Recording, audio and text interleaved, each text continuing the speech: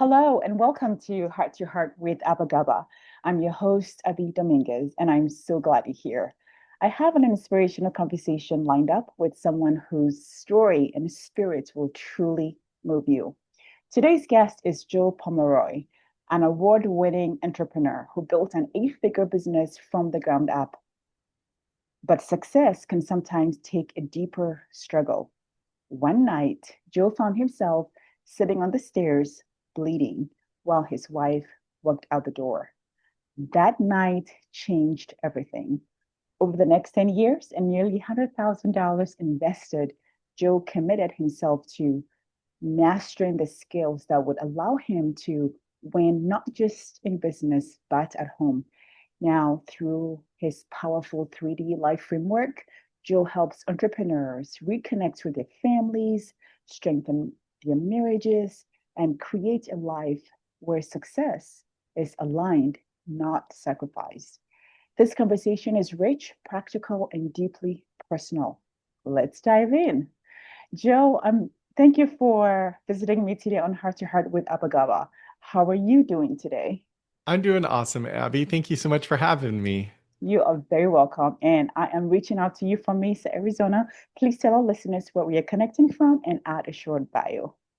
Yeah, I am connecting about 10 to 20 miles south of where you are at, Oh Abby. I my actually grew gosh. up in Mesa, Arizona. So, No way. No yeah, way. and currently in Gilbert, Arizona. Oh So my we are goodness. neighbors that now know each other. How about that? Neighbors, that is so awesome. It's not very often that I get a guest living so close to me. So this is awesome. Yay. To add a short bio than the one I just said. So if you have anything else, we will be happy to hear it. Sure. I think you summed it up really well. And it's been an incredible journey from going to thinking I had everything going right and that I wasn't the problem at home to being able to reframe that and realize that I was the only one that could control my actions and control the direction that I wanted to go and making that commitment to rescue my family, to save my marriage. Obviously, didn't do it on my own, but I had to make that commitment and take actions. And now, my family, been married almost 14 years, got three beautiful, amazing children, and continue to thrive at home and in business. And I love what I get to do. That is so wonderful. So I wanted to know, how can entrepreneurs use their business skills to create stronger, more connected family relationships?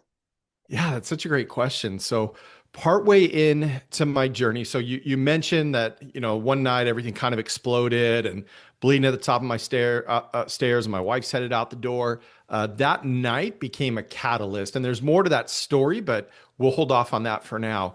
Um, and essentially, that night became a catalyst where I decided what it was that I actually wanted, and I made a commitment to figure out how to achieve that. And part of that involved getting involved. Part of that involved doing group counseling, personal counseling, different workshops and things. And one night, I'm in this group with a bunch of other men, and most of them are business owners and entrepreneurs. I don't think that's a coincidence that there are a bunch of entrepreneurs in a support group. Um, and we're sitting around, and one of the men, he starts talking about a situation at home. And it was something he had shared recently and something that he'd shared just a bit before that. And I felt like, man, this is always the same thing coming up. So I probably, Abby, I'm not going to lie, I probably wasn't in like a super supportive frame of mindset, but I raised my hand and I said, what would you do if this was happening in your business?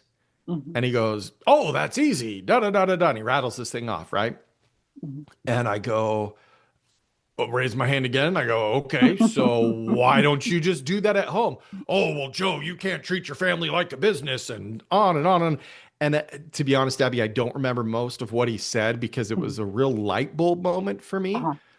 And I realized I've been living two totally separate lives.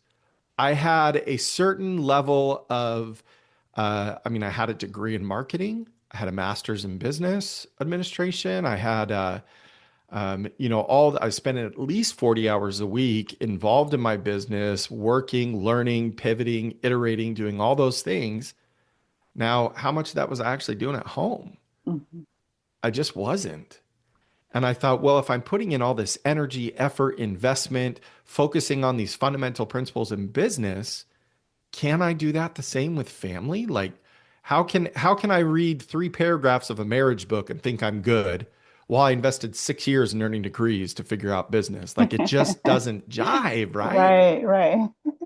Yeah, so that was when I realized, if I focus on principles, if I focus on what is proven to work in business, I just need to translate it. So, for Mhm. example, that night on the stairs, in business, we talk about having a vision, right?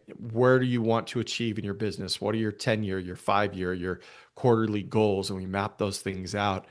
So that night, I thought, well, what do I want? As my wife's headed out the door and everything slowed down, what is it that I actually want? And I created essentially in my mind in that moment, like I wanted the laughter, I wanted the joy, I wanted Mhm. the trips to the beach, the hikes in the Oh, mountains. I wanted all those things and I wanted it with my wife. right. Oh. So creating a vision in that moment and and then that was kind of a catalyst and I really had to go through and filter out um, as an entrepreneur, as somebody who understood business, what were those true fundamental things that I could translate to my family life in order to build and connect. Because my wife didn't want to do KPIs and key performance indicators. She didn't want to do standard operating procedures. She didn't want to do a, SWOT analysis, all these crazy things we learn in business. Like, Mhm. and in that sense, that man that night was very accurate. You can't treat a family like a business in that sense for sure. That's such a powerful reframe, using what we already know in business to lead with love at home. I really love that. Can you share a time when a business skill like delegation or listening made a surprising difference in your parenting or marriage? Yeah, absolutely. So in business, I was kind of the go-to guy for problem solving. Somebody calls up and they're really upset about, such and such happened with the business, and I'd get my team members would come in and be like, "Joe, I've got this person on the line," and I'd be like, "Yeah, absolutely." So I get on the phone, and in business, this might be easier to think, right? So anybody that whether you have your own business or you're an employee somewhere, like doesn't matter. I'm willing to bet most of us can figure out a time when we had somebody that wasn't happy on the phone with us. So what did we do? Okay, hey, I hear you. Uh-huh. Uh-huh. And most people just want to be heard, right? They want to know that we're actually listening. So maybe we restate something that was said that they said to us. Hey, it sounds like you're saying dot dot dot dot dot, right? And then they want to know that um, all their complaining, everything, it wasn't in vain. So I say, hey, I'm really sorry that happened. Okay. Notice I'm not necessarily taking it on myself, but I'm letting them know, like, hey, and it's true. Like, we got to Mhm. feel it, right? I am Yeah. sorry anytime somebody has a bad experience. So, all of those principles that we use in problem solving in business, it's the same thing. Mm. So, I've had situations where I didn't realize that I was cutting off my son. He was trying to tell me something, and I was just thinking about moving on to the next thing. And then I realized he was upset. Oh. He was kind of hurt, and those there's two reactions that I noticed come up for me, and maybe you're different, Abby, and maybe your listeners are different, but for me, one reaction is, oh, not again. Like, like, come on, please. And then the other reaction is, oh, shoot, I messed that up. Like, I'm not wanting to fix it. And I just looked at him, I said, and I thought, how would I handle this if it was a client? And I Mhm. said, hey, it seems like something's changed. Do you want to talk to me about it? He Right. said, and he just wasn't too sure. And then using the same listening skills, the same problem solving skills, where I'm making eye contact, I'm giving him my full attention. I've my phone set down, set aside. I'm facing him. I'm using those active listening skills, Nice. and and it's slow at first, right? Not instantly going to go from, oh, I'm really upset to, well, Dad, here's everything that went on. Da, da, da, da, da, da. No, it's says a little thing. So I restate, okay, it sounds like maybe you felt I wasn't listening to you, or it sounds like you feel like I cut you off. Is that what you're saying? And well, and then he kind of expands some more, and then going into, again, genuine feeling, not an empty apology, right, Abby? Those don't Mhm. work. Hmm. But that genuine feeling, because I am sorry if my son feels hurt. I am sorry for that. Mm. Whether I meant to or not, I'm sorry that he's feeling hurt. And so having that apology. And then here's the thing that at the end of these problem resolutions is what are you going to do next? Hmm. Right. And so to be able to say to my son, just like I would have said to a client and say, hey, here's how would you feel about moving forward like this? To be able to use that same thing and say to him and said to Hmm. my son and say, to be honest, I don't remember exactly what I said, but I've done this enough times that it was probably something to the effect of, um, hey, how about we try that again? Oh, And it just kind of that rewind button and say, would you mind telling me that story again so I can do a better job of listening this oh. time or paying attention? It just makes a world of difference. Our kids think we're perfect, but we as parents, we all know that we're not. We're just trying to figure it out as we go, right? Oh yes. Oh yeah. Thank you so very much for sharing that powerful story. What's what are easy ways entrepreneurs can honestly assess the health of their family relationships before it's too late? Yeah, I think if we're ever describing anything in our family or our relationships as fine or something along those lines, like, I don't know, but it's fine, or I think I'm pretty normal. Like the first question to ask yourself is that how you want to be Mm, as a parent or a spouse? Do you want to be fine? Do you want to be normal? And for most of us, the answer is no. And then so we can look at and say, okay, well, if this feels normal, ask yourself the question, what would extraordinary look like? What would amazing look like? mhm, And so then that can become, we can start to craft ideas of what we want to aim for. But that's honestly the simplest thing to do is go, all right, what part of my relationships and my family do I think are amazing? mhm, And what parts do I think are fine? And what parts do I clearly know need help? And usually we'll just focus on what's clear and obvious that needs help. So a way to get a more honest evaluation is if that fine or that normal pops up, like put a little marker by it, like because those can be the quick wins, right, Abby? If we have yeah. something that's way off in communication or something that we're really struggling with, that important, absolutely. But it may not be the place to start where we Mhm. can get that quick win. Like think about Dave Ramsey and he teaches the debt snowball, right? If Yeah. you've got all these credit cards in debt, what he teaches, you don't necessarily start with the one with the highest interest rate, but you start with the one with the smallest balance so you can pay that off and get that quick win. So Right. sometimes in our families, that's what we need to do. Hey, what's something that seems fine, but I bet I could just give it that little tweak to Mm, make it amazing. And now that proves to us that we can do this, we can win, we can improve, we can grow, and we start to see the fruits, and it's amazing. it is. That self-check in sounds so simple, but so many avoid it.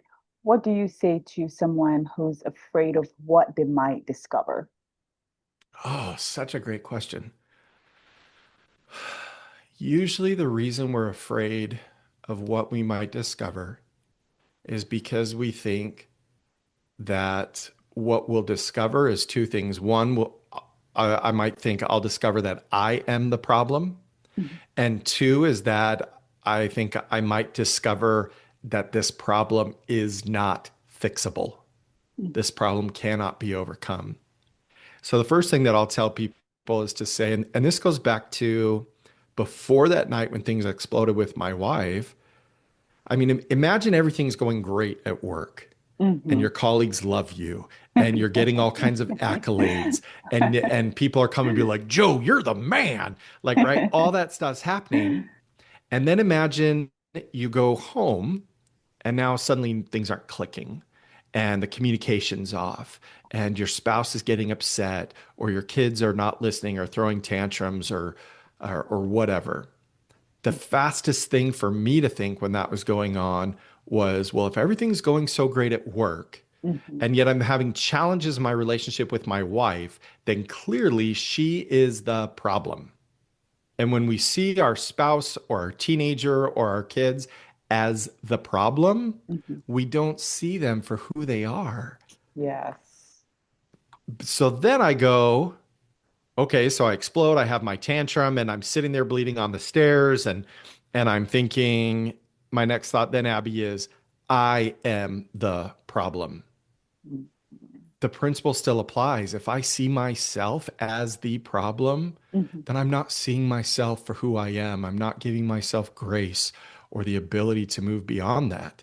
Because if I am the problem, then the only way to get rid of the problem is to get rid of myself. And that's just not a solution. Right.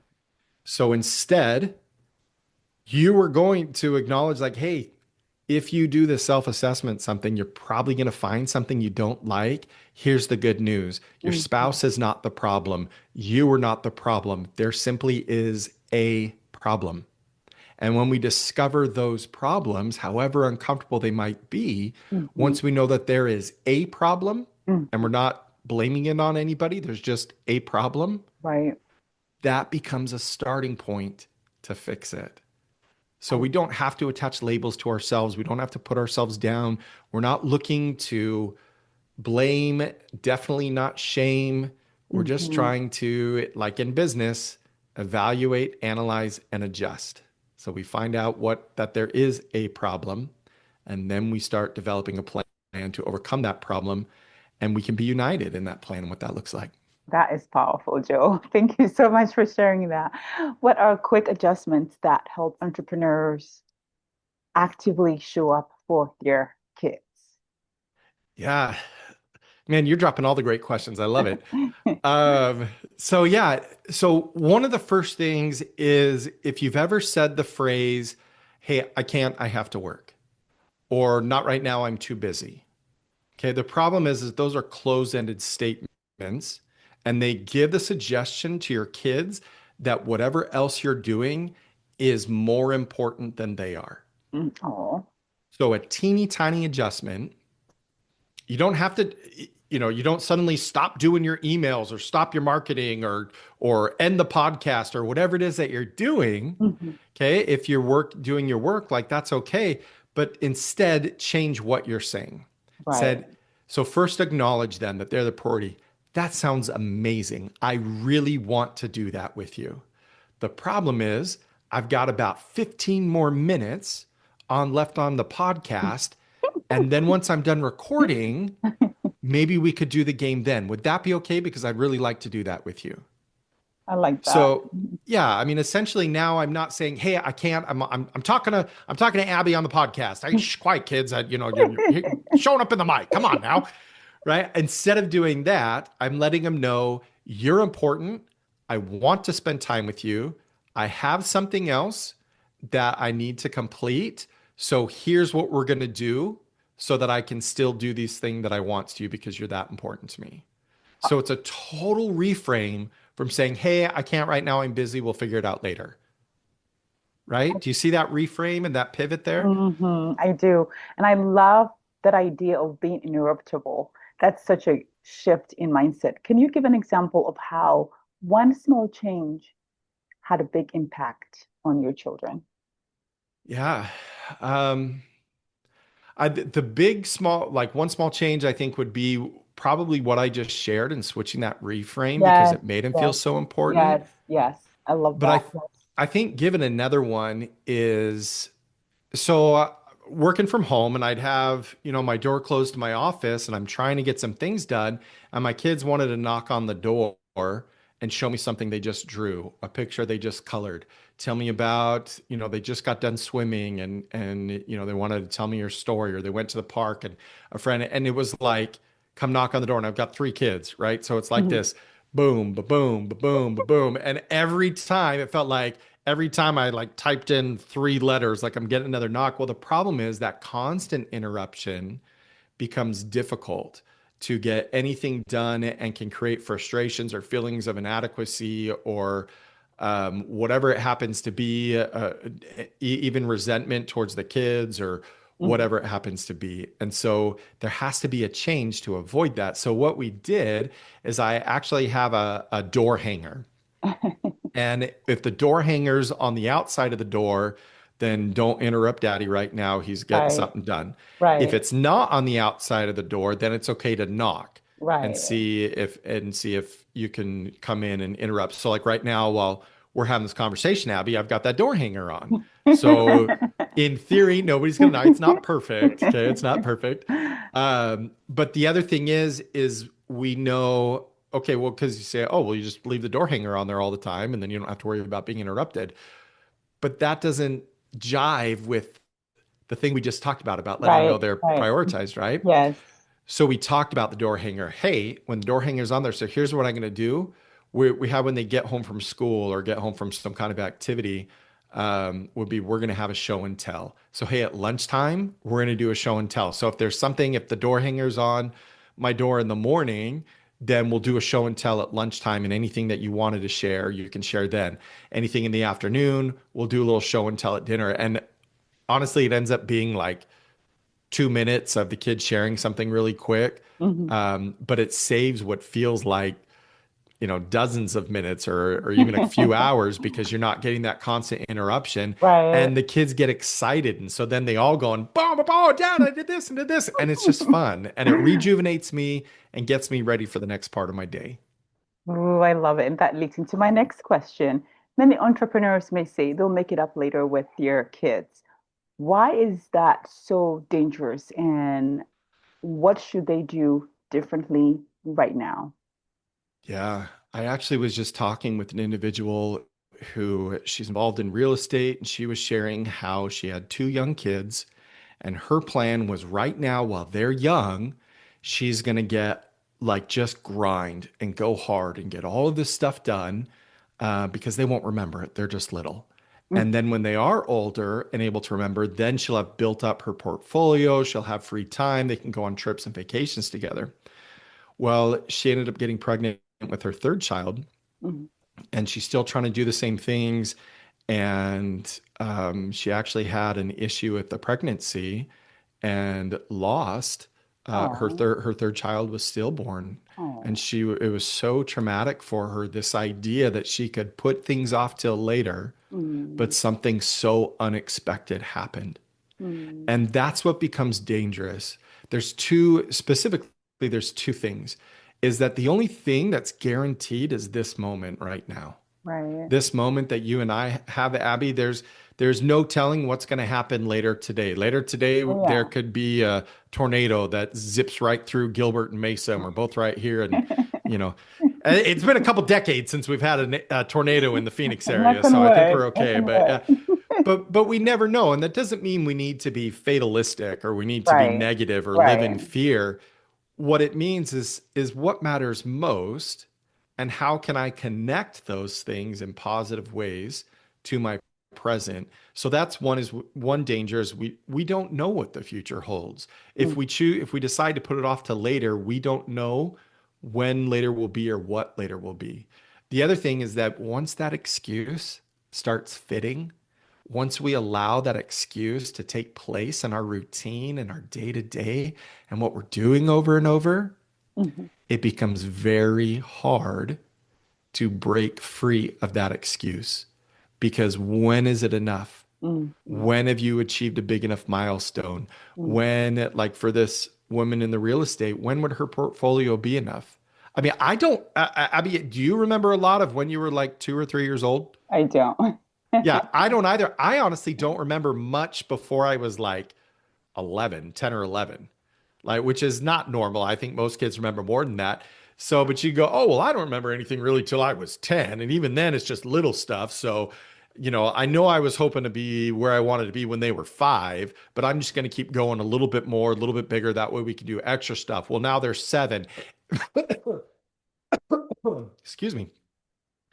Oh, you know what? I don't really remember much about when I was 7. I mean, maybe you do, Abby, but I didn't really. So I'm actually just going to go. I want to hit that next milestone because we were going to go to San Diego, but now I want to take them to Hawaii. So I'm going to work a little bit harder. And now they're 9. Oh, you know what? 9-year-olds, they don't really understand how amazing Hawaii is. So I'm just going to go till they're old enough to learn to surf really well, or that we can go scuba diving. They're old enough to get their scuba. And next thing you know, all that time's passed Yeah. and you want to spend time with your kids, but they've learned to live without you. Mm, And that is something that is a lot harder to heal it is. than whatever few moments it takes Mhm. to prioritize them today.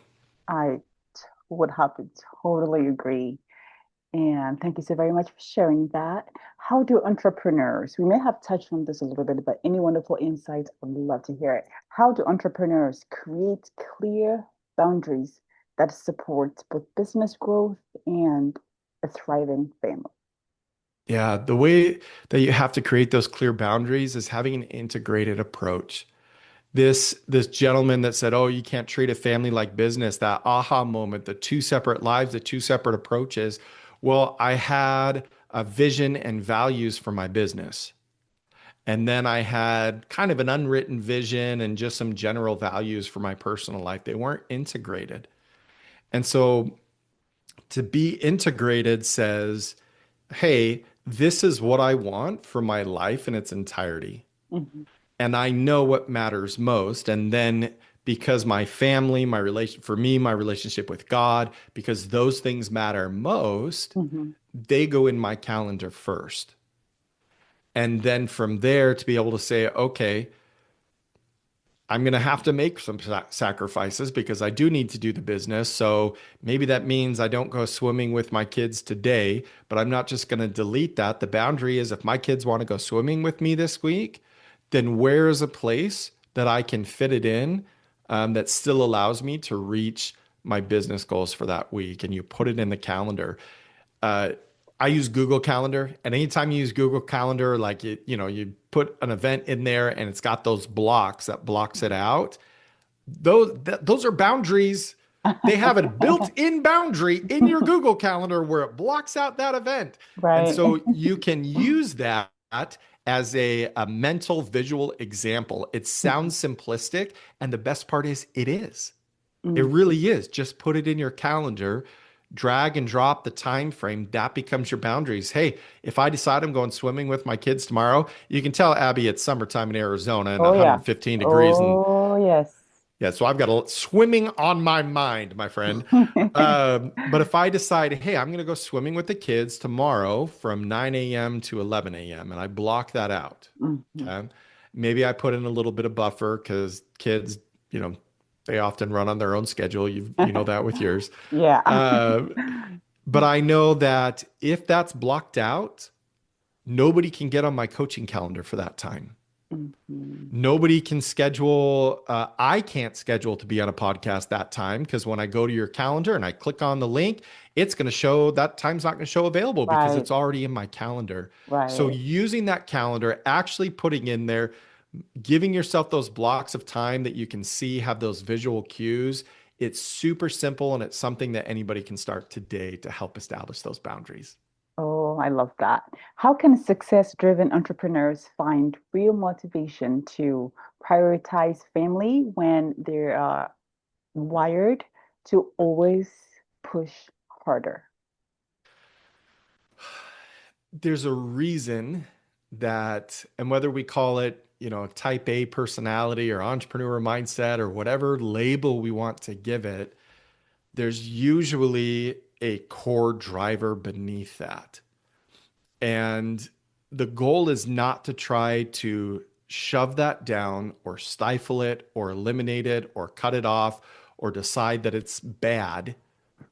The idea is to say, I love driving hard. So Right. what is a goal I can set this week? What is a goal I can set this quarter that I can drive hard in my marriage? Use that same energy. Hmm. Don't hide from it. It's not different. Hmm. Okay. But you use that same energy, apply it to a goal within your marriage, within your parenting. Maybe it's because really it comes down to an achieving mindset where I drive hard because I need to achieve certain things, because I believe driving hard is the way to reach my goals. If you don't have any goals set in your family, there's no reason to put drive hard energy into your family, Hmm. which means it's all going to get directed to where your goals are. You set and establish clear, measurable, achievable goals within your home. And then you approach that in the same fashion that you would in your business, using some of the same tools, such as your calendar, as you would in your business. and you embrace that energy Mhm. and recognize what it can do for your home because it really can be a blessing when we choose to see it that way. Oh, that is so powerful. Okay, Joe. So I've been dying to hear this. Okay. Tell us about your bleeding on the stairs moment. Ooh, all What right. what broke through and changed everything for you? Yeah. So this is, and we've kind of, you've done a good job of helping me tease this a little bit throughout. So great job with that, and then bringing it here. So, again, just kind of recap a couple comments. Like I'd been doing great in business, and things have been going well, and yet at home I was struggling, and so clearly my wife was the problem. That's how I used to see things, and I knew that didn't sound good, and that didn't jive with my Christian faith. But I mean, facts are facts. And Mhm. the facts said that when I was at work and around all these people, things were good. And when I was Mhm. at home around my wife, things were hard. And the only thing that was different was my wife. So Mhm. facts are facts. She's the problem. And Mhm. such an arrogant attitude that did not serve me well. And I did not realize the painful impact it was having on my wife. Mhm.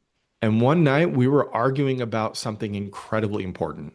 Mhm. It's so important that to this day, almost over a decade, almost 12 years later, I still don't remember what it was about. I honestly have no idea what we were talking about. It was that important.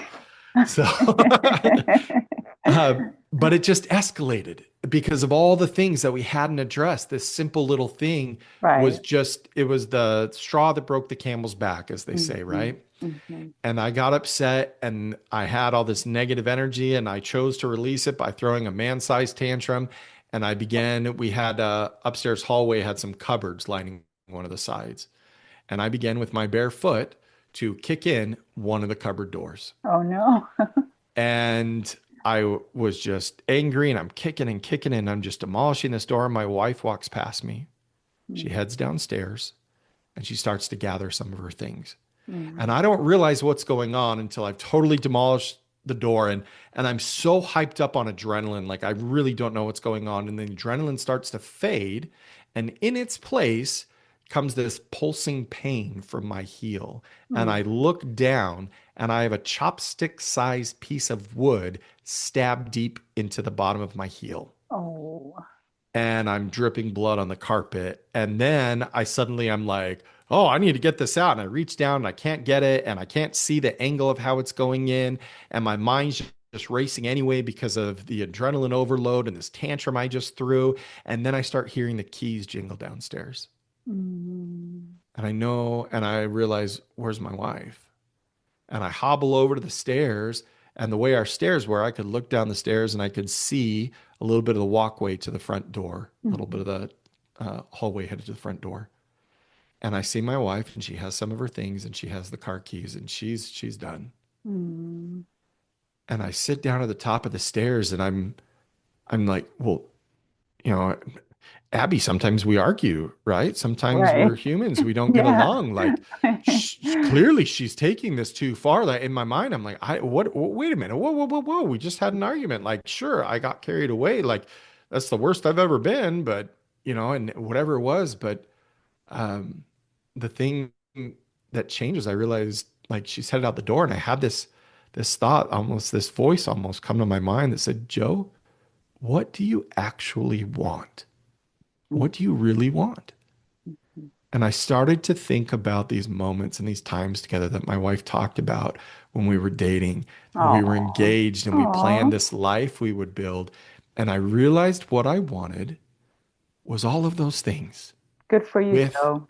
thank you. And I wanted them with her. And so, in all of my eloquence and skill, I said something really incredibly profound and perfect, like, Wait, please stop, don't, please wait, hold on." Oh. It didn't Oh. come out pretty. And to any of you that think maybe that was, technology stuttering, it was not. It was me stuttering, trying to communicate. And I hope that's something that your amazing audience can take away is that what you say doesn't have to be perfect. You just Mhm. need to open your mouth because whatever it was that came out was enough to stop my wife. And she stood there holding the door partway open. And I didn't know what she would do. I didn't know if I'd get another chance. I didn't know if Mm. she was going to tell me to go to blankety blank. I mean, who knows? Mhm. But I knew that if I did get that second chance, I would commit to do whatever Oh, it took to figure out the problem. I'm so proud of you, Joe. Thank you. Thank you. And to her credit, she had enough grace and mercy to close the door and give me that second chance. Oh, I love it. What a powerful story. And Joe, thank you so very much for sharing that with such honesty. To me, it's a sacred kind of moment. Thank you so much for sharing that. Absolutely. Wasn't that powerful? Joe's journey is a testament to what's possible when we are brave enough to rebuild from the inside out. If today's episode sparked something in you, be sure to check out Joe's 3D life framework. Whether you're navigating tension at home or simply looking for better balance, this could be your next right step. Joe, thank you so very much for sharing your heart and wisdom with us today on Heart to Heart with Abagaba. You're welcome. It's my pleasure. I actually have a gift for your audience, if that's okay. Okay. I was going to ask you to drop social media handles, website, anything. So please feel free to Yeah, let us know. Yes. absolutely. So I think we've all had those quote unquote free gifts, and really it's something that you could have Googled and in 30 seconds gotten all the answers that you got in this thing. That's not what this is. I really emphasize like, hey, if I point out a problem, we're also going to talk about what you can do instead. And it's these Right. quick wins, these quick actions, so Mhm. people know they can change. So if they go to forwardwithjoe.com /heart to heart, all one word, all lowercase /heart to heart, then they can get a free gift that is going to give them some things they can put into action right away, those quick, easy tweaks so that they can start to increase peace, increase connection, and restore some of the things that led them to love their family and fill their hearts with joy in the first place. Thank you so much, Joe. And I'll be sure to put that in my show notes. I will make sure to put a link so that we can get the free gift. I'm so excited. We all love free gifts. At least I do. Dear listeners, as always, thank you for listening and growing with me here at Heart to Heart with Abagaba. Let's keep building homes and lives rooted in connection, love, and purpose. Thank you for joining us for another Heart to Heart moment. I hope today's story touched your heart the way it touched mine. If this episode spoke to you, share it with someone you love. And don't forget to subscribe to this and our YouTube channel so you never miss a moment of connection, inspiration, and joy. The stories and insights shared on Heart to Heart with Abagaba are personal and based on lived experiences. While some of our guests may be licensed professionals in their fields, the content of this podcast should not be considered legal, medical, or mental health advice. For expert guidance, please consult a qualified professional directly. Until next time, take care of your heart, take care of each other, and keep celebrating the love that makes us family. Celebrate!